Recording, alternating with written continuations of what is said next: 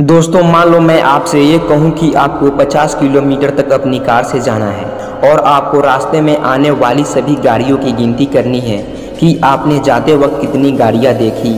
आपको क्या लगता है आपको सबसे अच्छे से कौन सी गाड़ियाँ याद रहेगी? दोस्तों आपको सबसे अच्छी तरह से केवल दो ही गाड़ियाँ याद रहेगी। एक वो जो आपने सबसे शुरुआत में देखी थी और दूसरी वो जो आपने सबसे लास्ट में देखी थी। अब अगर मैं आपसे फिर से कहूँ एक बार फिर से गाड़ी लेकर जाओ और इस बार केवल आपको 1 किलोमीटर तक ही जाना है और रास्ते में आने वाली सभी गाड़ियों की गिनती करनी है तो आप आसानी से 1 किलोमीटर तक में आने वाली सभी गाड़ियों को याद कर लोगे।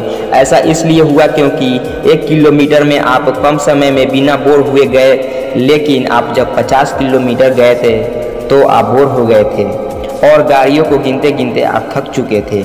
जब आप 50 किलोमीटर गए थे तब आपको रास्ते में आने वाली गाड़ियाँ याद नहीं थी, लेकिन जब आप 1 किलोमीटर तक गए तो आपको सब याद था। यही बात पढ़ाई में भी लागू होता है। इसलिए अगर आपने 3 घंटे पढ़ने का गोल बनाया है तो एक बार में 3 घंटे मत पढ़ो, बल्कि गैप करके पढ़ो। 1 घंटे के बाद ब्रेक लेकर पढ़ो, तभी आप एक क्वालिटी वाली पढ़ाई कर पाओगे और मेरी गारंटी है कि इस तरीके से पढ़ा हुआ लंबे समय तक याद रहेगा।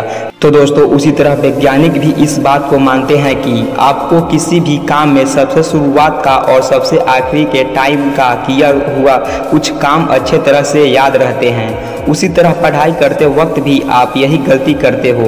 आप एकदम बड़ा गोल बना लेते हो कि मुझे 3 घंटा पढ़ना है। 3 घंटे अगर आप मन मार कर भी पढ़ लेते हो तो इसका पढ़ने का कोई मतलब नहीं होता। बहुत सारी चीज़ें एक साथ याद करने से लंबे समय तक याद नहीं रहता है।